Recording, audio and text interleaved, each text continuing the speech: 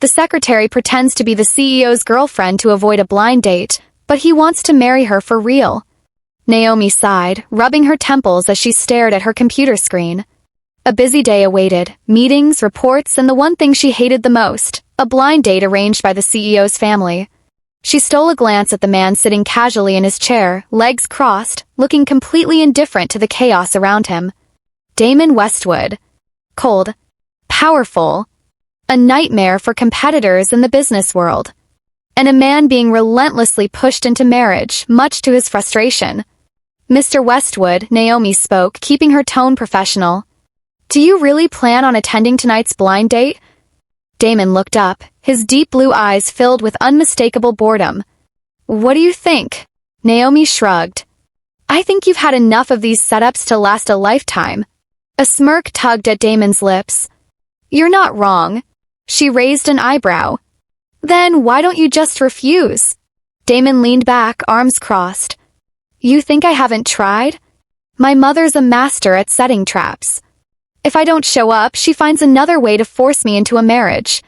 Naomi remained silent for a moment, then sighed. Well, good luck with that. She was about to leave when his deep voice stopped her. Wait! She turned back. Yes.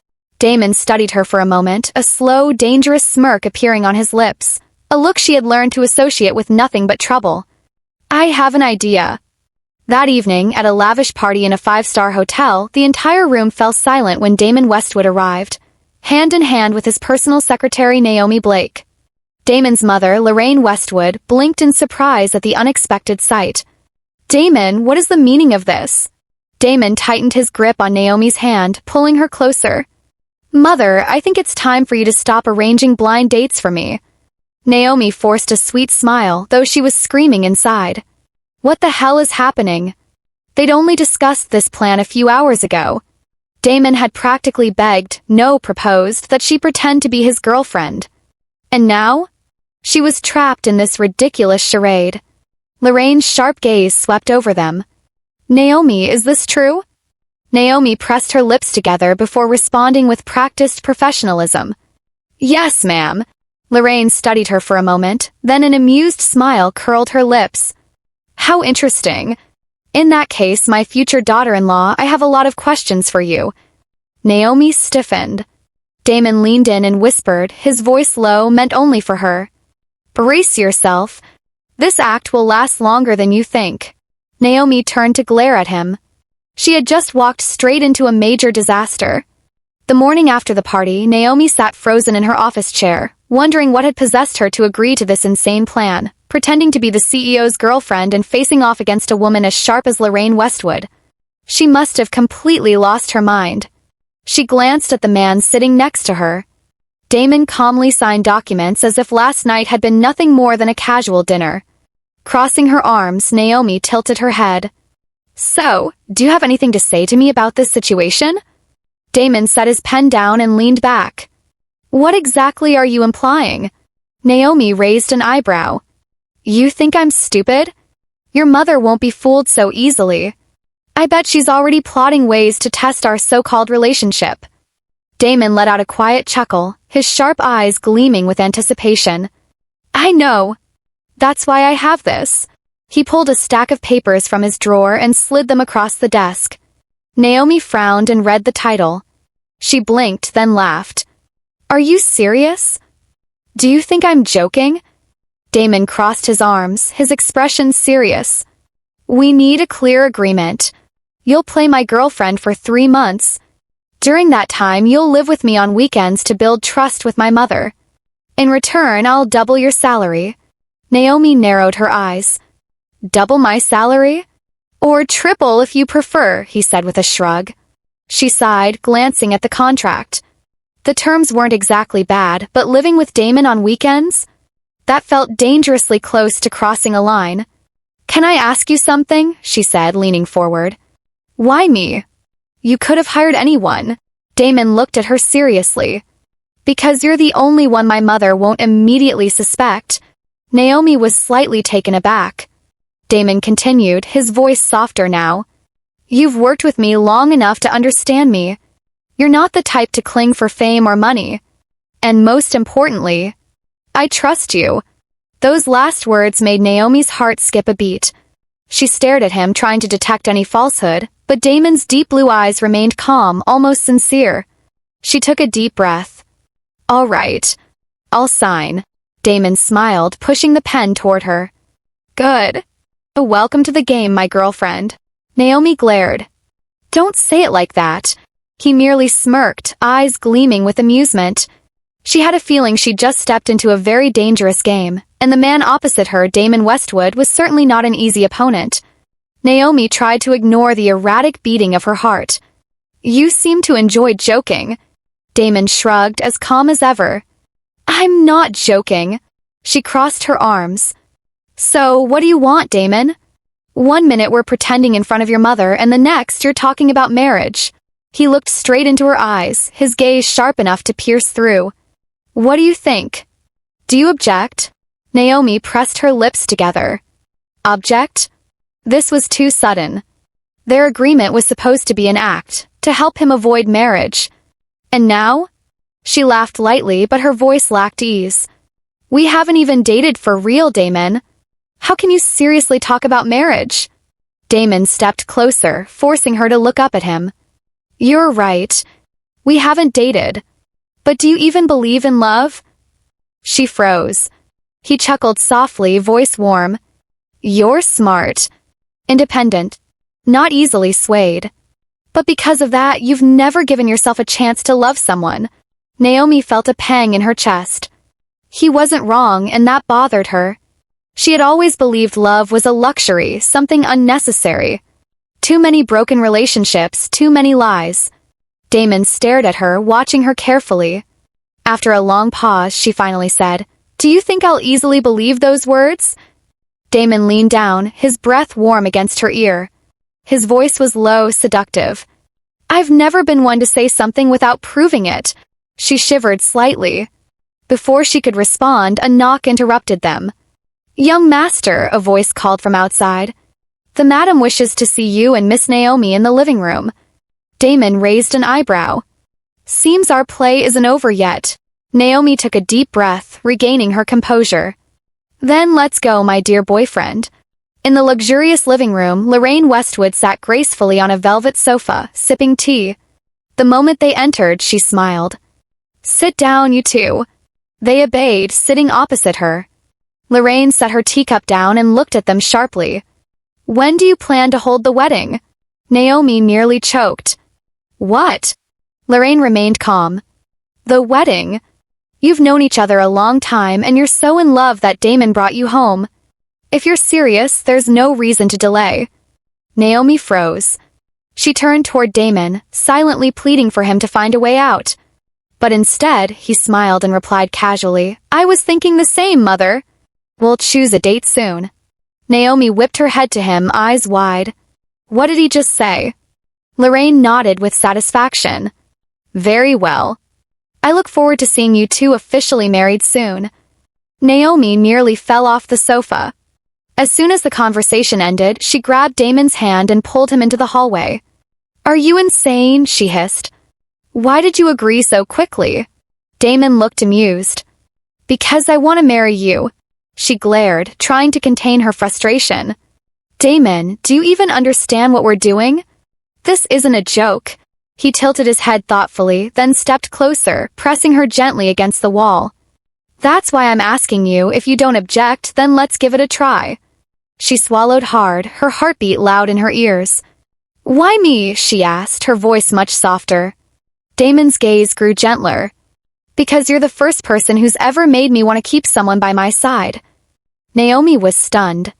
Of all the possibilities she had prepared for, she hadn't expected Damon to say something like that.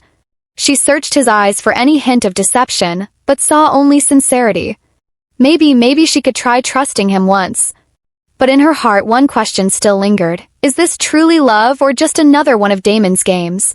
A few days later, news of Damon Westwood's wedding spread like wildfire through high society. Newspapers, business sites, and even fashion blogs raced to report on the mysterious bride of the cold-hearted CEO. Naomi stared at her phone, reading the latest headline. Damon Westwood to marry. Who is the fiancé? She sighed and set the phone down. Things had gone too far. Marriage? She had never truly considered it, especially not with someone like Damon. He was sharp, calculated, and dangerously in control of everything around him. "Are you worried?" came a familiar voice. Naomi turned sharply to see Damon standing at her office door, his expression calm, as if the entire world wasn't speculating about them. "What do you think?" she asked, arms crossed. "The media's in a frenzy while we don't even have a real plan." Damon walked in and rested one hand on her desk, leaning in slightly. "So, do you want a plan?" Naomi held her breath. His presence always unsettled her. She took a deep breath, trying to remain steady. "I want to know your real reason," she said quietly. Damon sat down in the chair across from her, fingers interlocked, his gaze unwavering. "Initially, I just wanted a fake girlfriend to get my mother off my back," he admitted. "But after a while, I realized I didn't want to pretend anymore." Naomi's heart skipped a beat. She wasn't someone who believed in sweet words, but when Damon said things like that, with sincerity in his eyes, it was hard not to listen. She pressed her lips together. "Are you sure? Or is this just another one of your power games?" Damon narrowed his eyes. "Is that what you really think of me?" She didn't reply right away. Instead, she slowly stood, walked over to him, and placed her hands firmly on the desk between them. "If you really want to marry me, Damon," her voice low and steady, "you'll have to prove it." He looked at her for a long moment, then smiled slowly. "A challenge?" Naomi raised an eyebrow. "Are you afraid?" He chuckled softly, his eyes gleaming. "You always know how to make things interesting, Naomi." She crossed her arms. "So, what will you do to prove it?" Damon stood, stepped closer, and whispered in her ear. "Wait and see." In the following days, Naomi couldn't help but wonder what Damon planned to do. She knew he wasn't one to make hollow promises, but she didn't expect him to take her challenge seriously. That was until one morning when she entered her office and froze at the sight before her. Her entire desk was filled with red roses. She stood motionless, unsure how to react. Lucia, her colleague and close friend, rushed over, eyes gleaming with excitement. "Oh my gosh, Naomi! Damon Westwood had these delivered first thing this morning." Naomi blinked. "Just flowers?" Lucia grinned and pointed. "Not just flowers. Look!" Nestled among the lush bouquets was a small box, neatly tied with a ribbon. Naomi hesitated, then opened it slowly. Inside was a car key. Her eyes widened. A note lay beside it, bearing familiar handwriting. "I know you dislike sappy gestures, but you challenged me to prove myself, and this is just the first step." "D." Lucia squealed beside her. "He got you a car. Can I take it for a spin?" "Please." Naomi sighed, slipping the key into her pocket.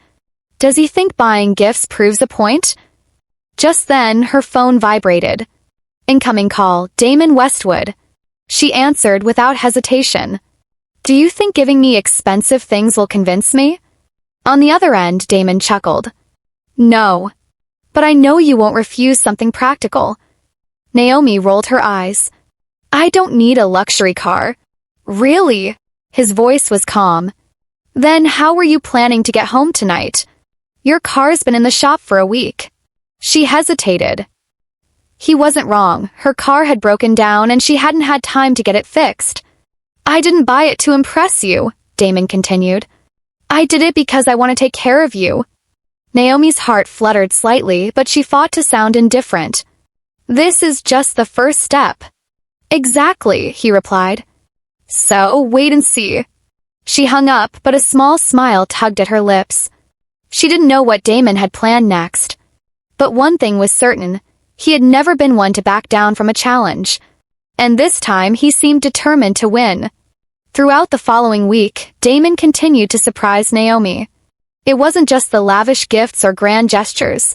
He appeared at moments she least expected. One evening, after working late, Naomi stepped out of the office building to find Damon casually leaning against his car, hands in his pockets as if he'd been waiting. She stopped. "What are you doing here?" He shrugged. "Giving you a ride home." She crossed her arms. "I can call a taxi." He simply smiled and opened the car door. Get in, Naomi. There was something in his voice that made it hard to say no. She slid into the car without another word. During the ride, Damon didn't press her with questions or make any grand statements. He just played soft music and drove in silence. Felt peaceful. Real. Naomi stole a glance at him. A complex emotion rose in her chest. She had started this journey thinking it was all just a game. But now? She wasn't so sure anymore. Damon wasn't just speaking with charm. He was proving himself with actions. And the more he did, the harder it became to maintain her distance. A week later, Naomi walked into her office to find a small velvet box on her desk. She hesitated, heart racing, then slowly opened it. Inside was a ring, not extravagant but elegant, simple, and beautiful. Her breath caught. That exact moment, the door opened. Damon entered, dressed in a sharp black suit. He didn't say a word. He walked slowly toward her, eyes fixed on hers. Naomi looked up. Damon, what is this? He gently took her hand, his gaze intense. Have I proven myself enough? She tried to speak but couldn't find the words. Then, without hesitation, Damon knelt on one knee. Naomi, he said softly. I once didn't believe in marriage. But you've changed me. You've made me want to try. To trust. To spend my life with you. She held her breath. I don't want a fabricated relationship, he continued. I want something real. With you. Naomi's heart felt like it might burst. All the doubts, the fears, they dissolved in that moment. She smiled, eyes glistening. You've won, Damon, she whispered. I accept. He slid the ring on her finger, then kissed her, gently, deeply. And no more pretending. No more contracts. Only love remained.